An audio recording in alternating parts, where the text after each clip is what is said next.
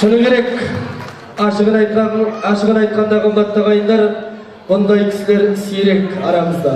Сондықтан да бұл қуаныш осындай жағдайына қарамай елдің алдында ән жолдайды қымбатты ағайын, ән шырқайды. Бұл да өнерпаз. Сондықтан да қуаныштың өнерін бағалап, бүгін міне бақыттай бауырымыз көзі ашық, көкірегі ояу азамат екенін білеміз қымбатты ағайын.